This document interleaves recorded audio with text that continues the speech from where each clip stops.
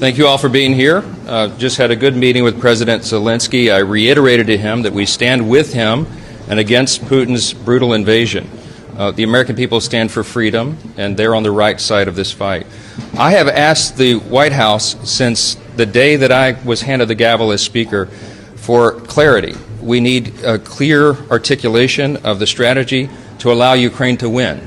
And thus far, their responses have been insufficient. They have not provided us the clarity and the detail that we requested over and over since literally 24 hours after I was handed the gavel as Speaker of the House. And so what the Biden administration seems to be asking for is billions of additional dollars with no appropriate oversight, no clear strategy to win, and none of the answers that I think the American people are owed.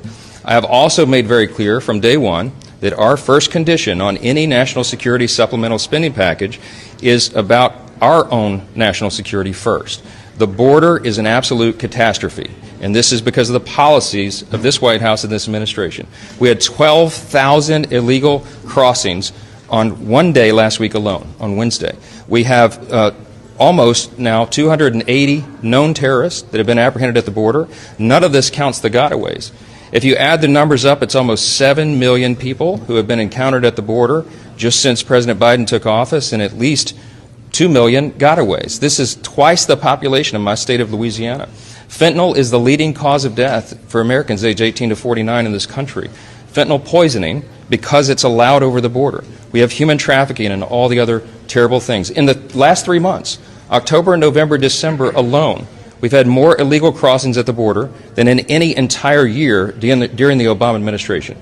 The American people see this, they feel it acutely, they see all the terrible societal ills that come from this, and it must be addressed. So I've made this very clear, again, from the very beginning, when I was handed the gavel.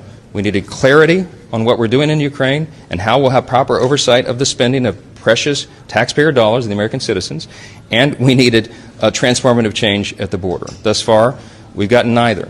The Senate has been MIA on this. The House passed H.R. 2 6 months ago, more than 6 months ago. It's been sitting and collecting dust on Chuck Schumer's desk. I have told him personally, I've told the National Security Advisor, the Secretary of State, the Secretary of Defense, that these are our conditions because these are the conditions of the American people.